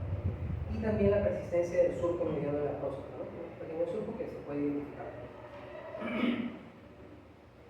Los exámenes auxiliares en los pacientes urológicos dependen obviamente también de por qué llega el paciente, ¿no? En general tenemos el hemograma, que si tenemos un paciente en el que sospechamos infección, podemos encontrar leucocitosis de dirección izquierda. En el examen de orina del paciente podemos encontrar algunos signos indirectos como leucocituria, nitritos positivos, esterasa positiva o microhematuria también. El urocultivo puede ser positivo o puede ser negativo. ¿Cuándo se considera un urocultivo positivo? Más de 100.000. Más de 100.000 VPC. Más de 100.000 en chorro medio. ¿Sí? No se olviden. Porque hay otras formas que tenemos para sacar orinas. Si nosotros hacemos, por ejemplo, una punción suprapúbica, no entra la sonda, no podemos recolectar por abajo la orina, pulsamos con una aguja y mandamos a analizar la presencia de una unidad formadora de colonia en una muestra tomada por punción suprapúbica, ya es un diagnóstico de una infección urinaria. Pero no solamente esto, la infección urinaria, lo hablamos temprano, es un problema clínico. O sea, el paciente tiene que llegar con síntomas. No sirve de nada tener un cultivo positivo o negativo y no tener síntomas, eso no es una infección urinaria. ¿Cómo se le llama el escenario de tener un cultivo positivo y no tener síntomas? Ajá. ¿En qué pacientes buscamos la bacteriuria sintomática? Bastantes. ¿Qué más? Urológicos. Urológicos. ¿Sí? En esos pacientes solamente buscamos la bacteriuria sintomática. No la buscamos en pacientes diabéticos, no la buscamos en pacientes con pirostonías con sonda Foley, no la buscamos en pacientes adultos mayores, no la buscamos en mujeres perimenopáusicas, no sé. Solamente en gestantes y en pacientes que van a ser sometidos a cirugías urológicas. ¿Por qué no buscamos la bacteriuria sintomática en el resto de la población? ¿Por qué? Porque es peligroso. Si por ejemplo ustedes, si no tienen ningún síntoma, o yo, vamos y dejamos la muestra de orina, existe una alta posibilidad de tener un monocultivo positivo y tener una bacteriuria sintomática. No quiere decir que tengamos una infección urinaria, y mucho menos que necesitemos algún tratamiento antibiótico. ¿Ya? El uso indiscriminado de antibióticos y la resistencia antimicrobiana a la que llevamos estos gérmenes representan la pandemia de este siglo, ¿no? Hay que tener bastante cuidado. Podemos tener escenarios como estos, ¿no? Es una paciente, este es un caso que yo he visto en la práctica privada, una Escherichia coli con metalactamasa de espectro extendido. Solamente tenemos amikacina, gentamicina y meropenem para tratar esta bacteria. Entonces tenemos todo el resto de los medicamentos a los que ya fue sometido esta paciente sin necesitarlo, solamente porque llegó a manos, no quiero ofender a nadie, pero a veces incluso los mismos urólogos, pero sobre todo internistas, ginecólogos, ven estos cultivos y la paciente no tiene, o el paciente no tiene molestias y aún así les da antibióticos, hasta negativizar el cultivo y no es lo que buscamos. ¿Sí? Recuérdense que hay gérmenes que conviven con nosotros y están ahí cuidándonos también. ¿Ya? Otro de los exámenes que son bastante útiles son el rayos X del abdomen simple. ¿Qué vemos acá? Cálculo. Cálculo, ¿no? ¿Esto qué es? Columna. Entonces, ¿todos los cálculos se ven en rayos X del abdomen simple? No. No. ¿No? ¿Qué cálculos no se ven en rayos X del abdomen simple? Menores de 3 milímetros. Menores de 5. Claro, tiene mucho que ver con el tamaño. Sí. Tiene mucho que ver con la ubicación. O sea, si el cálculo está, por ejemplo, en una porción del uréter que se superpone con la columna, no lo vemos. Tiene que ver también con la naturaleza del cálculo. Hay cálculos que por su naturaleza son radiolúcidos, o sea, no se ven acá como estos, ¿no? Estos deben ser de fosfato de calcio, probablemente es ahorita, ya lo van a ver después de su clase de liquido. Pero los cálculos de ácido úrico, los cálculos de cistina, no se ven en el rayo X. ¿Ya? Bien. Tenemos, ¿qué es esto? Vejiga. Ecografía, ¿no? Ecografía es escaleada, Sí. es un estudio inocuo, ¿no? Es operador dependiente. Si ustedes hacen una ecografía y yo se la hago después al paciente, es posible que los resultados varíen un poco. Es operador dependiente. Con la ecografía nosotros podemos evaluar presencia de cálculos, presencia de tumores, presencia de malformaciones. Aquí tenemos, por ejemplo, esta ecografía, se ubica más o menos qué parte del cuerpo es. ¿Saben qué es esto? ¿Vejiga? Esto es una vejiga. ¿Por qué? Porque la vejiga que tiene abajo se ve. ¿Cómo se describen las imágenes en ecografía? Ya, radio. Ya, hipoecoico, necoico. Esto es hipoecoico porque está negrito. Todo lo que está negrito generalmente es líquido. Y este líquido es específicamente la vejiga y esto es la sonda fuera, el globito de la sonda que está dentro de la vejiga. Ya. Esto también es una vejiga, pero estas estructuras que ustedes ven acá, que no son hipoecoicas, ¿qué son? Hiperecoicas, ¿no? Hiperecogénicas, que generan sombra acústica posterior. ¿Qué me sugieren? ¿Cálculo? Cálculos. Es una vejiga con un montón de cálculos. Tiene un cálculo acá que genera sombra, tiene un cálculo acá que genera sombra y acá también. Entonces, es una vejiga con cálculos. Esto es una vejiga también y esta estructura ¿Tumor? hiperecogénica es una masa, ¿no? Probablemente un tumor. ¿Ya? Probablemente un tumor de vejiga. Aquí vemos al Doppler que tiene flujo, ¿no? Ya. Lo rojo es arteria, lo azul es vena. ¿Y esta estructura qué es? Malformación. ¿Ves? Vamos, anímense muchachos. ¿Vejiga también? Una vejiga, ¿no? Dos vejigas juntas. Es un riñón. Ese es el parénquima renal en forma de C. Y esto es la hidronefrosis que está presente. Ya. Porque probablemente por acá haya un cálculo que está subiendo la hidronefrosis. ¿Sí? Parénquima renal, la hidronefrosis, ¿no? La vía colectora y ya posteriormente el útero. Tenemos también la tomografía axial computarizada, ¿no? La tomografía espiral multicore.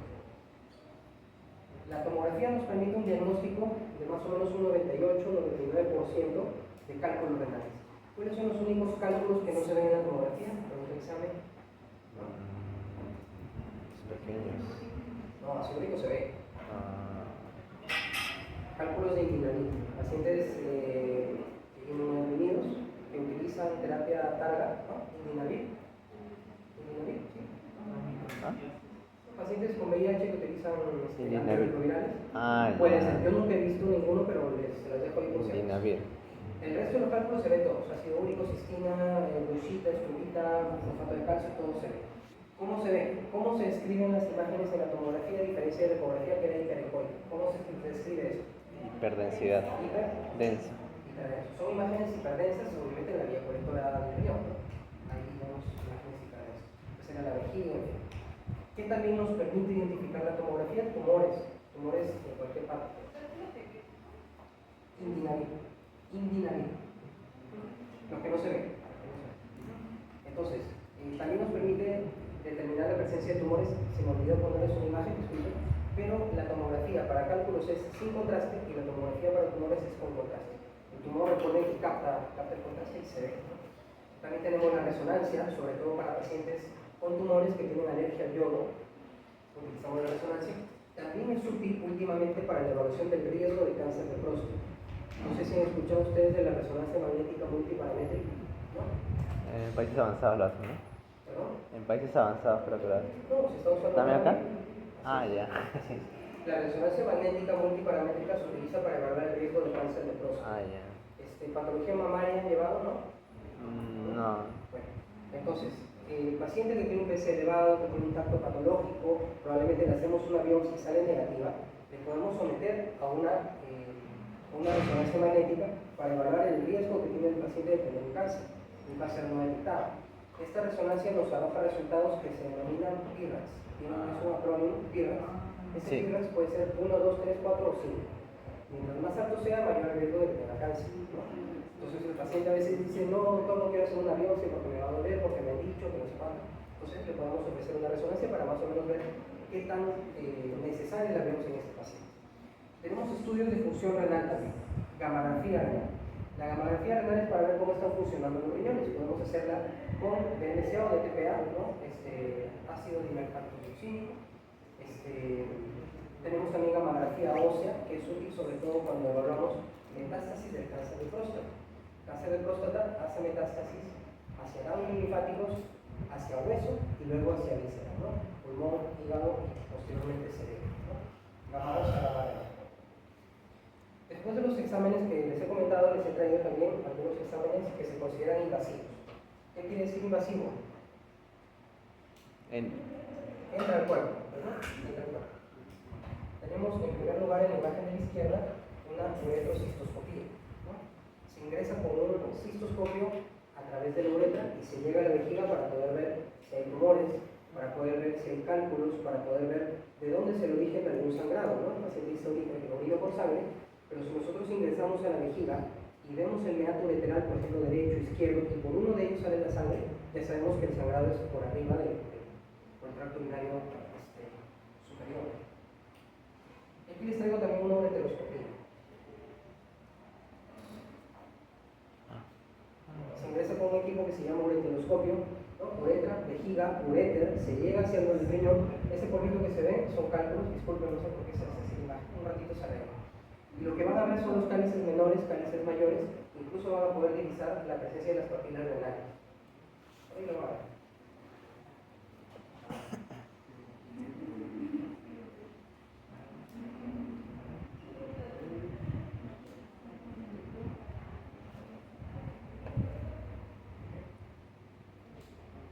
Esos son los cálices menores, ¿no? Esa es la papila. No sé qué pasó con el video, disculpen. El mayor, hacia acá están los cálices medios, y por ahí van a ver al final del video que se encuentra la piedrita que estábamos buscando con la microscopía. Ahí está, esa es la piedrita, ¿ven? Todo esto es la piedra. Todo esto es una piedra. Dorado. Después movimos la piedra, la destruimos con láser, otros.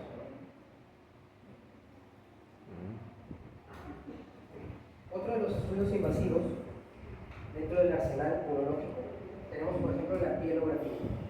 Esto es una pielografía. Ya hablamos con una fotito anterior de la pielografía intravenosa, pero esta es una pielografía que es invasiva. ¿Qué hacemos? A través de una cistoscopía, o sea, por acá, ¿no? Entramos, localizamos el meato ureteral que queremos nosotros ver con la pielografía, le colocamos un catéter que se llama catéter ureteral, se coloca el catéter y llevamos al paciente a la sala de rayos X. ¿Para qué? Para que a través del catéter que ya está por aquí en el uretra, coloquemos sustancia de contraste y logramos pintar todo el árbol de la vía colectora, ¿no? Logramos identificar cálices mayores, cálices menores, superiores, medios, inferiores, ¿no? Anteriores, posteriores, en fin. También tenemos uretrografía, que es la colocación de contraste yodado también, pero a nivel de la uretra. El paciente se coloca en decúbito oblicuo y a través de la uretra se coloca con una jeringa contraste yodado. Eso nos permite identificar lesiones como estas. Lesiones que sugieren estrechez, ¿no? La uretra está estrecha, hay que proponer algún tratamiento quirúrgico al paciente, ¿no? Para pintar la vejiga, generalmente con una sonda delgadita, por lo que la colocamos hasta la vejiga, colocamos contraste, retiramos la sonda y luego hacemos lo que les comento de colocar el contraste con una jeringa por la punta del pene. Esto es útil, obviamente, en varones, ¿no? La mujer no suele presentar estrechez de uretra, pero en hombres es bastante útil. Por otro lado, tenemos la biopsia renal. La biopsia renal, desde el punto de vista urológico, no la usamos mucho. Los tumores renales generalmente los diagnosticamos con tomografía. Si la tomografía nos sugiere que es un tumor, lo más seguro es que lo sea, y hay que sacar ese riñón, hay que sacar ese riñón. Para nosotros, biopsiar un riñón con tumor, generalmente, es porque tenemos dudas de diagnóstico, porque puede ser una metástasis de otro tumor primario, o porque al paciente no se le va a ofrecer ningún tratamiento y queremos ver si es que es tributario de una observación o de algún otro tipo de tratamiento por ahí que es mínimamente invasivo. Otra de las indicaciones para biopsia renal son lo que hacen los nefrólogos y los reumatólogos, ¿no? De buscar alguna enfermedad glomerular o algo, glomerulonefritis, ¿no? Tienen ahí sus indicaciones que ya nos corresponden a nosotros. Y la biopsia de próstata, que puede ser transrectal o transperineal. La biopsia de próstata se propone a los pacientes en los que el tamizaje ha salido positivo. Si tenemos alteraciones en el tracto rectal, aumento de consistencia, presencia de nódulos, próstata fija, o tenemos alteraciones en el valor del PS, ¿no? Eso ya lo vamos a ver más adelante. Bien, ¿una pregunta, alguna duda? Esta segunda parte. Todo claro.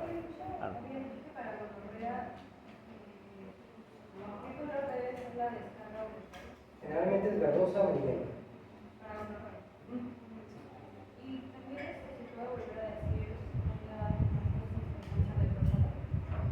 Cambios, hueso, hígado, pulmón. Y cerebro después, no mucho menos frecuente. ¿Alguna otra pregunta? ¿Nada?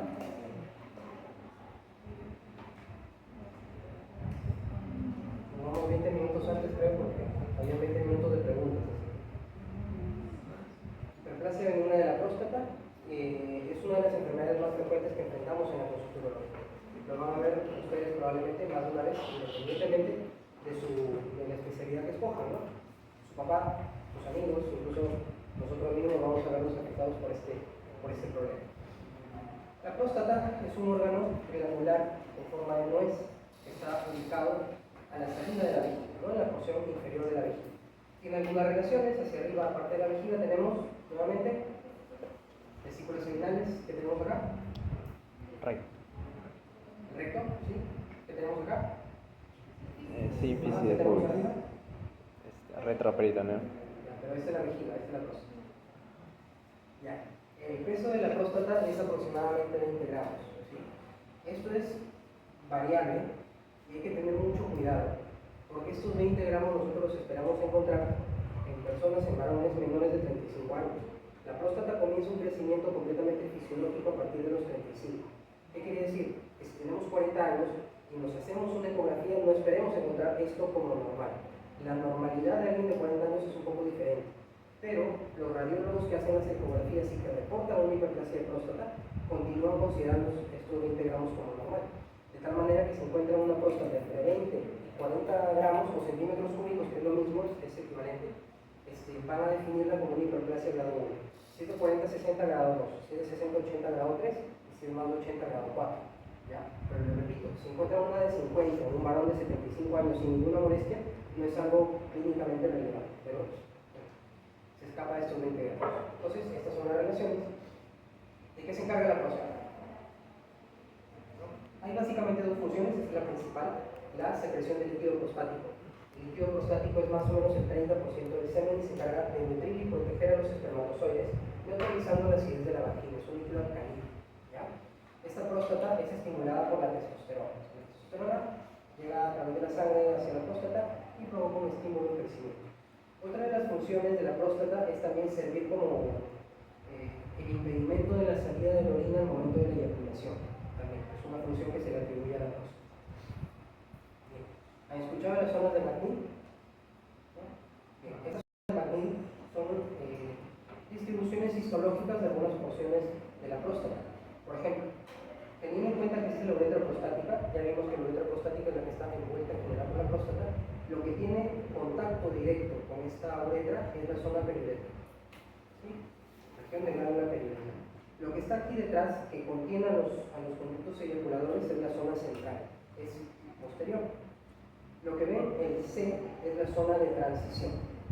¿Ya? Aquí se ve también. Esto es importante verlo en 3 dimensiones. Siempre que vean esto, traten de ver varias figuras. La zona B es la zona fibromuscular anterior, zona fibromuscular, y la zona D es la zona periférica. Acá tenemos otro dibujito, otro esquema que es un poquito más claro.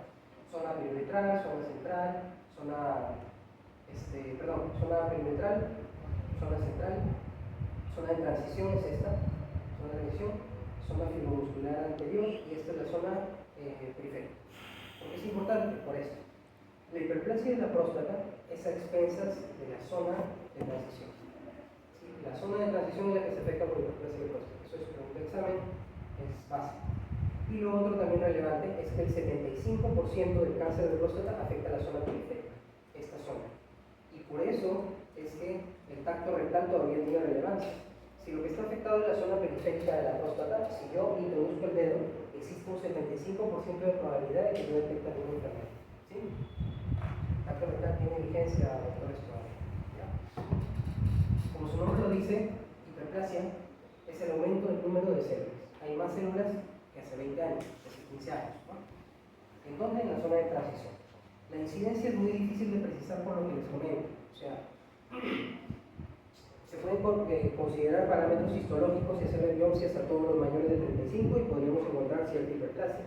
Pero eso no significa que clínicamente el varón mayor de 35 tenga algún problema, algún síntoma. No quiere decir tampoco que a nivel ecográfico tengamos un crecimiento muy severo. ¿No? Más o menos, algunos hechos son que alrededor del 50% de los hombres experimentará a lo largo de su vida síntomas relativos a hiperplasia. A los 60 años, 1/3 de los hombres experimentará síntomas de hiperplasia. Y a los 85 años, el 90% de todos los varones vamos a tener hiperplasia benigna de próstata. Muy bien. Ya hablamos un poquito de algunos síntomas urinarios, sobre todo cuando hablamos de la fisiología y la adicción, pero aquí es importante recalcar. Primero, los síntomas de almacenamiento, ¿no? Recuerden que los síntomas de almacenamiento se producen mientras la vejiga está relajada, mientras se va llenando. Aumento de frecuencia miccional, ¿cómo se llama? Urgencia, anapolequia. Micturia, urgencia, incontinencia urinaria. Estos son los síntomas que se presentan cuando la fase de almacenamiento en el varón con hiperplasia de próstata está alterada. Los síntomas de vaciamiento son estos. Se llaman también síntomas obstructivos y estos síntomas irritantes. Los síntomas de vaciamiento tienen que ver con la misma obstrucción provocada por el efecto mecánico del crecimiento de la próstata. Tenemos el chorro débil, el chorro intermitente, o sea, por poquito, ¿no? El código Morse está orinando. El chorro ramificado, que puede ser en regadera, te lo dicen así, doctor, estoy orinando y parece una ducha, ¿no? El retardo miccional, está esperando ahí un rato y no sale la orina, esperar mucho tiempo y luego y el goteo terminal. Unos síntomas postmiccionales que antes estaban incluidos dentro de los síntomas de vaciamiento y ahora se han sacado de forma independiente son el goteo postmiccional y el primer convecino. ¿Sí? Sensación de vaciamiento incompleto y el goteo postmiccional.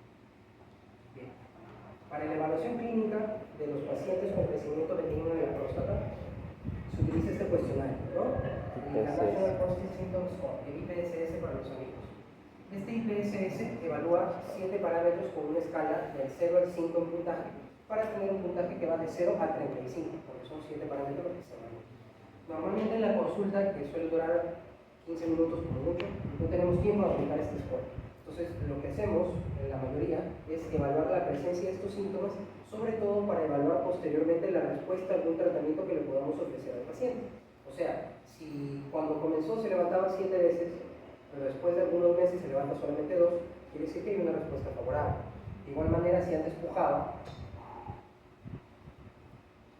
faltó pujos acá, si antes pujaba y ahorita ya no puja, entonces hay una mejoría también clínica del crecimiento de la próstata.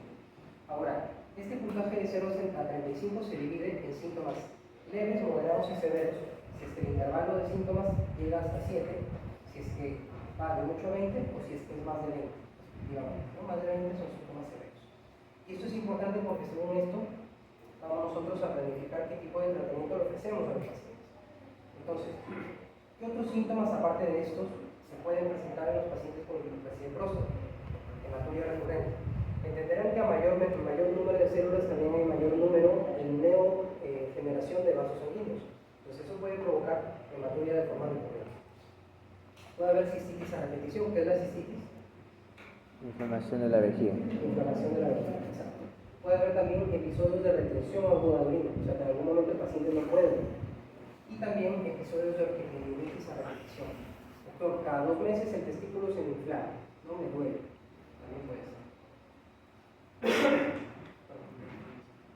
En el examen físico descartamos la presencia de globo vesical, marcamos el abdomen. En los genitales tenemos que evaluar la presencia de orquiditis y el tacto rectal en dependencia del paciente. Si es un paciente con 85 años, en realidad no sería recomendado porque el tamizaje es hasta los 75 de recomendación. Tenemos que precisar el tamaño, la movilidad, la consistencia, descartar el endurecimiento y la presencia de dolor. La consistencia, como les comenté, puede ser fibroelástica o fibromuscular. ¿Sí? No se olviden de esas características. El PSA se utiliza como tamizaje para diagnóstico precoz de cáncer de próstata y complementa el tacto rectal. Ni el PSA reemplaza el tacto ni el tacto el PSA, los dos se complementan. Alteraciones en el valor del PSA y alteraciones en el tacto van para una biopsia. La biopsia es lo único que define.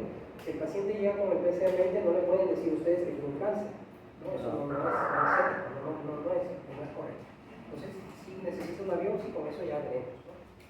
No hay un límite específico para hiperplasia de próstata. Lo único que tiene un límite específico es el cáncer de próstata. Más de 10 es un PSA positivo, que se ha permitido una biopsia. Menos de 4 es un PSA negativo. Eso lo van a ver después cuando vean cáncer de próstata. Pero para HRP no hay ningún límite. Les comentaba temprano a sus colegas. ¿Qué es el antígeno prostático específico? Marcador tumoral. Es prostático y es específico. O sea, es específico de la próstata, pero no es específico del cáncer. ¿Qué quiere decir? Que si tengo un paciente con una cistitis, con una infección urinaria, con un crecimiento de próstata, una próstata de 200, que hay pacientes así, pacientes que se les ha hecho una cistoscopía, pacientes con orquiditis, una serie de problemas, este PSA no vamos a encontrar lo normal, porque también se altera. Pero el detalle es poder discernir cuál es el riesgo del cáncer de próstata en los pacientes que tienen el PSA elevado. ¿Ya? ¿Qué tenemos como parte del arsenal en cuanto a exámenes diagnósticos? La ecografía. Obviamente la ecografía nos define el tamaño de la próstata, pero sobre todo nos define la presencia de algunas indicaciones para proponer a nosotros un tratamiento quirúrgico. ¿Por qué?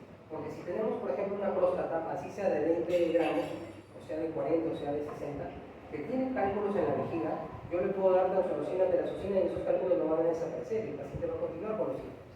Si tengo este escenario desde el principio, tengo que proponer un tratamiento quirúrgico porque me habla de progresión de enfermedad. De igual manera, si en la ecografía renal, que también se la tengo que indicar al paciente con crecimiento de próstata, encuentro una hidronefrosis bilateral marcada, hay una obstrucción y la tubería, la próstata no deja que salga la leche. Y eso está acumulando y puede generar a mediano o a largo plazo deterioro de la función renal. Si este paciente llega con una urea creatinina elevada, no es hipertenso, no es diabético, pero tiene esto, tengo que operar y tratar de salvar la función de sus riñones oportunamente. ¿Sí? También nos sirve para evaluar la retención urinaria postmiccional. La ecografía vesical se hace con la vejiga llena, el paciente tiene que tener ganas de orinar, se hace la ecografía, se cuantifica el volumen de la vejiga y se le indica al paciente que vaya al baño. Orina y regresa para repetir la ecografía. El volumen que queda en la vejiga es el residuo postmiccional y se tiene que sacar un porcentaje del total de la capacidad total de la vejiga. Ese ese porcentaje, mientras sea menos de 15% y sea menos de 50 centímetros cúbicos como valor absoluto, todo bien. Pero si tenemos un residuo postmisional por encima de esos valores, ya les repito nuevamente, indicación quirúrgica para el crecimiento de la luz. Esto nos habla de progresión enfermera. Entonces, si tienen pacientes con estas características, ¿no? Se levanta muchas veces a orinar, probablemente 60, 70 años que empiezan los síntomas de estos pacientes, el chorro disminuido, necesidad de empujar para orinar. Lo primero que tenemos que proponer a los pacientes son medidas higiénico-dietéticas. Si el paciente se levanta 5 veces en la madrugada, se acuesta a las 11 de la noche, pero toma 2 litros de agua antes de acostarse, hay que decirle que deje de tomar, ¿no? Más o menos de 2 a 3 horas antes del horario de dormir, el paciente tiene que evitar tomar líquidos para evitar levantarse en la madrugada, ¿ya? También tenemos que evitar algunos irritantes de la vejiga que pueden aumentar la intensidad o desarrollar síntomas irritativos que son los síntomas de almacenamiento, ¿no? Disuria, colaquiuria, urgencia, incontinencia de urgencia, todo eso. ¿Cuáles son los irritantes de la vejiga? Café, té, chocolate, alcohol, cigarrillo, gaseosas, comida muy condimentada, las bebidas energéticas, el Red Bull, Monster, hay que Número 1, en todos los pacientes. Número 2, si los síntomas son leves, ya vimos el IPSS de 0,7, moderados hasta 20 y severos más de 20 hasta 35. Si los síntomas son leves, podemos iniciar con alfa-bloqueantes. Tamsulosina, terazosina, silodosina. Todos se dan una vez al día, esas son sus dosis. 0.4, 5 miligramos o 4 u 8 de silodosina. Estos medicamentos hay que tener la precaución de que se dan en la noche. ¿Por qué? ¿Alguien sabe? Exacto. Principal factor de riesgo, sobre todo con la terazosina, la hipotensión ortostática. Entonces, hoy día incluso llegó un paciente que se mareaba con el medicamento y se lo tomaba en la mañana. ¿Qué le decimos al paciente? Que se lo tome en la noche. Eso es todo, ¿no? Alfa bloqueantes para síntomas leves. Si tenemos síntomas, disculpen, los síntomas leves también pueden tratarse con inhibidores de fosfodiesterasa 5, talafilo 5 miligramos diarios. Si tenemos algunos síntomas irritativos o síntomas de almacenamiento, ¿no? Disuria, colaquiuria, nicturia, urgencia, también podemos agregar anticolinérgicos como primera línea de tratamiento, por ejemplo, oxybutinina que se da 2 veces al día o solifenacina que se da 1 vez al día.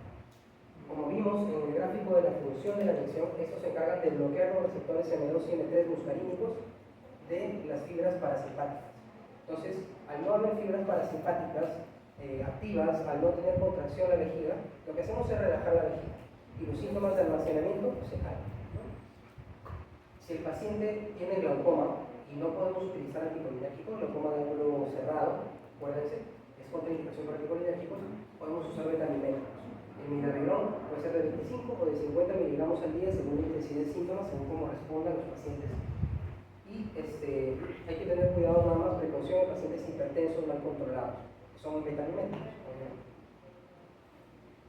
Si los síntomas llegan a ser moderados, podemos agregar a cualquiera de estas terapéuticas inhibidores de 5-alfa reductasa. ¿Cuáles son? Dutasteride 0,5 y finasteride de 5 miligramos. Estos medicamentos se toman a razón de uno diario también. Hay presentaciones que vienen juntos, tamsulosina con dutasteride es la más frecuente, hay una serie de marcas en el mercado. Hay medicamentos que vienen juntos, tamsulosina con solifenacina, una combinación excepcional. Estos medicamentos inhibidores de 5-alfa reductasa son muy buenos medicamentos. Es importante tenerlos como parte del arsenal, pero sí hay que decirle al paciente que van a bloquear la hormona testosterona. Entonces, más o menos un 15% de ellos pueden presentar deterioro en la función sexual, ¿no? Disminución de la libido, la apetito sexual, la potencia de las erecciones, el volumen del eyaculado también, hay que decirles. También hay que decirles que su efecto no es inmediato. Más o menos a partir del 4º mes el dutasteride y 6 meses el finasteride es que empieza su efecto. Bloquea la testosterona y a mediano a largo plazo va reduciendo el volumen prostático. Si los síntomas son severos, podemos utilizar también esta combinación o de frente pasar pues a un tratamiento quirúrgico. Hay indicaciones quirúrgicas de los pacientes que son indicaciones clínicas, depende de los síntomas de los pacientes, que tenemos, por ejemplo, la retención aguda de orina. Si el paciente se le coloca una sonda y se le está cambiando la sonda cada cierto tiempo, se le retira la sonda y no puede orinar, hay que proponer una operación. Si el paciente sangra cada 2 meses, llega a la emergencia, no podemos dejar nosotros que el paciente anemice, que el paciente se estabilice desde el punto de vista hemodinámico. Hay que plantear también un tratamiento quirúrgico. De igual manera con las inflamaciones testiculares a repetición, cistitis a repetición, o cuando tenemos falla el tratamiento médico que ya hemos mencionado, ¿no? Si Si a nivel de ecografía, como les dije, tenemos hidronefrosis, tenemos cálculos en la vejiga, tenemos retención urinaria patológica, desde el principio el paciente ya tiene indicación para operarse la próstata. Y el tipo de cirugía que le vamos a ofrecer depende del volumen prostático. Las próstatas pequeñas pueden ser tributarias de un tratamiento endoscópico, generalmente hasta 80 grados. Resección transuretral de la próstata monopolar. Ingresamos a través del pene con un resectoscopio y se hace la resección de adentro hacia afuera de todos la próstata que se obstruye. Si la próstata es un poco más grande, la opción terapéutica es también una RTU de próstata, pero bipolar. El uso de energía bipolar nos permite a nosotros utilizar líquidos de irrigación que sean más amigables con el cuerpo. Con la energía monopolar utilizamos glicina, utilizamos agua destilada, que puede entrar hacia los capilares sanguíneos del paciente y provocar una hiposmolalidad y trastornos metabólicos relativamente severos. Con energía bipolar utilizamos cloruro de sodio. Entonces la posibilidad de un trastorno hidroelectrolítico es menor. Y si tenemos una próstata de más de 100 gramos, podemos plantear una prostatectomía simple que se cirugía abierta. Abrimos y sacamos el adenoma de la próstata. En los últimos años ha llegado, incluso ya está en el Perú, el uso de energía láser forming, láser turbio, para el manejo de la próstata independientemente del tamaño. Próstatas pequeñas, medianas o grandes pueden ir a educación prostática total, ¿no? Menor tiempo de recuperación, menor tiempo de uso de sonda después de la cirugía y menor tasa de sangrado. ¿Qué es lo malo de esto? Es el costo, ¿no? Se utiliza mucho aparataje y eso puede llegar hasta el doble de precio de las otras cirugías para la próstata. ¿Bien? ¿Alguna pregunta? ¿Alguna duda?